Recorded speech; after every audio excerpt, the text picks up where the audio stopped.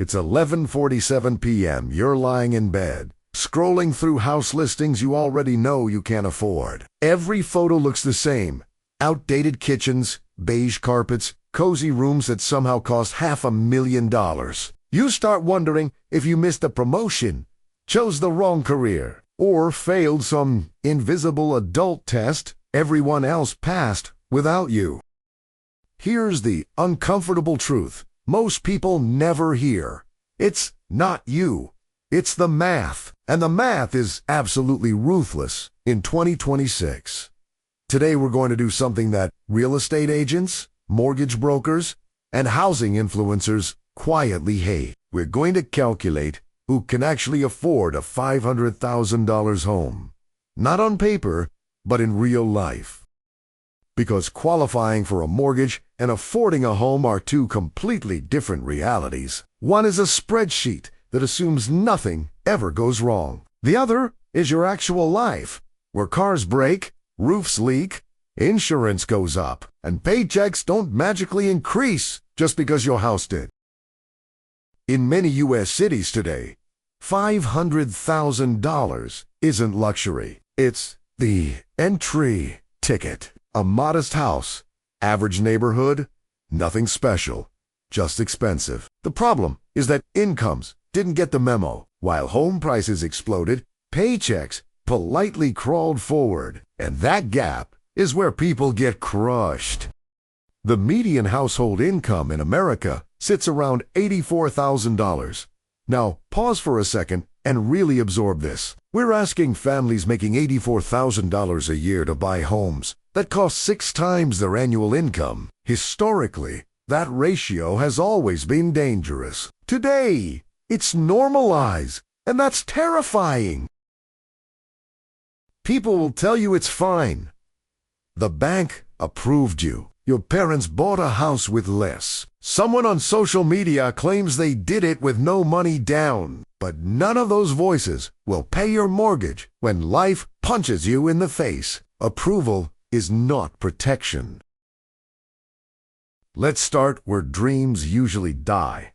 The down payment. The traditional 20% on a $500,000 home is $100,000 in cash, not investments, not retirement accounts.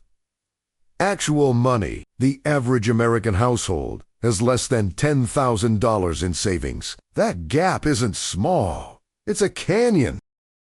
So people compromise. They put down 5% or des percent, and suddenly a new monthly bill appears. PMI, private mortgage insurance, a fee you pay every month because the bank doesn't trust you. It protects them, not you. And it quietly punishes you for not already being wealthy. Now add the mortgage itself. A $450,000 loan at today's rates puts your payment near $2,800 a month, and that's before taxes, insurance, maintenance, or surprises. That number alone already terrifies most budgets, but it's only the beginning. When you stack property taxes, insurance, maintenance, and PMI on top, that $500,000 house quietly turns into a $4,300 monthly obligation. Every single month. Miss one paycheck and the whole thing starts to wobble. That's not ownership. That's a financial tightrope. Let's talk about income, because this is where the illusion really begins. On paper, a household earning $160,000 a year sounds rich. That number triggers a lot of assumptions: comfort, security, freedom. But income is a headline, not the story. What matters is what actually lands in your bank account after reality takes its cut. Once taxes enter the chat, everything changes. Federal taxes, state taxes, Social Security, Medicare, maybe a basic retirement contribution. Suddenly that $160,000 shrinks fast. For most households, take-home pay lands around $9,000 to $9,500 a month. That's the real number you live on. Now, Subtract housing. That $4,300 monthly cost doesn't care how impressive your salary sounds at dinner parties. It comes out first. Every month. No excuses. No flexibility. Half your usable income is gone before you've eaten a single meal or driven a single mile. What's left has to cover everything else. Cars, insurance, gas, groceries, utilities, healthcare, debt, kids, and life itself. Suddenly, that high-income lifestyle feels strangely fragile. One unexpected expense doesn't hurt. It destabilizes everything. This is how house poverty actually feels. Not dramatic, not cinematic, just constant low-level stress. You hesitate at the grocery store. You delay car maintenance. You silently hope nothing breaks this month. From the outside, you look predictor successful. On the inside, you're exhausted.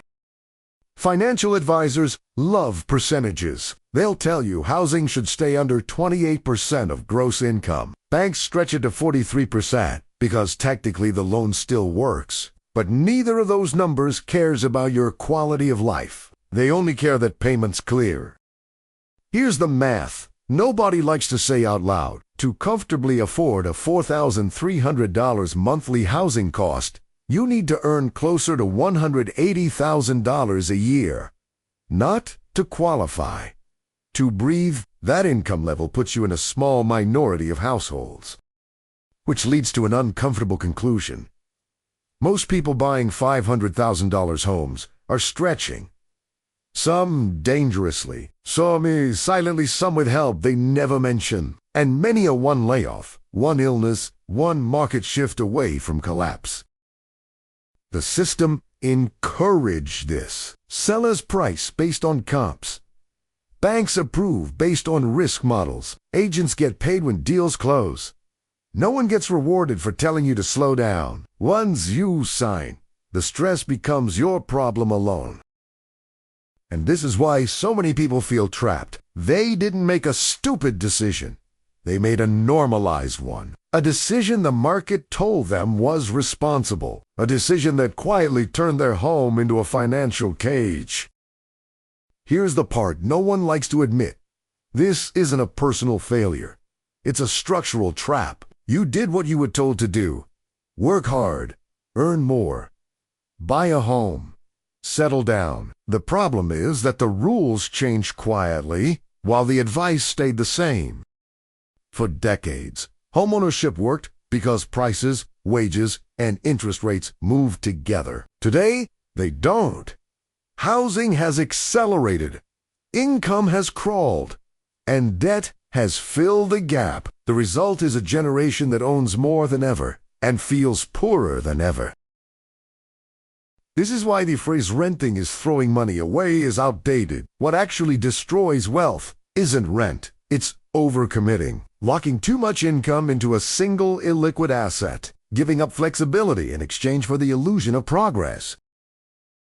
A home can build wealth, but only under the right conditions. When it's affordable, when it doesn't dominate your cash flow, when it supports your life instead of consuming it. Without those conditions, a house is just an expensive liability with good branding. Quietly wealthy people understand this. They don't chase ownership for status. They choose it when the math works, and when it doesn't, they wait. Or they rent, not because they can't buy, but because buying would slow them down. Flexibility is underrated. Renting keeps your options open. It allows mobility. It protects your cash flow. It gives you time to invest elsewhere, in skills, businesses, markets, or simply peace of mind. These advantages compound, even if they're invisible.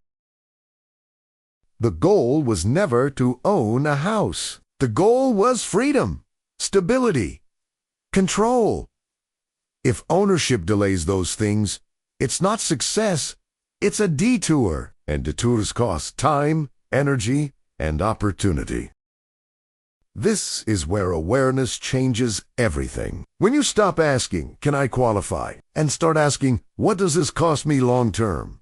You take back power. You stop playing the market's game and start designing your own Most people don't need a bigger house. They need more margin, more breathing room, more room for error. Wealth grows in space, not pressure.